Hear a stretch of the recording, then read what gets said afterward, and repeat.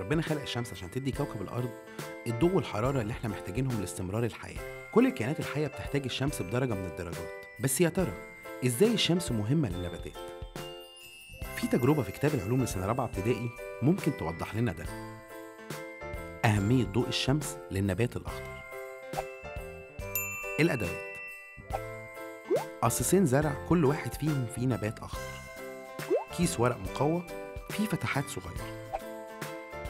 الخطوات: هنغطي واحد من النباتين بكيس الورق المقوى، وبعدين نسيب الاتنين في الشمس لمدة يومين، بس نكون بنسقيهم.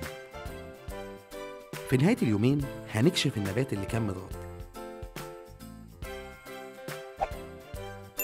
المشاهدة: هنلاحظ ان النبات اللي كان متعرض للشمس حافظ على لونه الأخضر، في حين ان النبات اللي كان متغطي ورقه اصفر وضعف، بالرغم ان احنا كنا بنسقيه زي ما بنسقي النبات التاني بالظبط.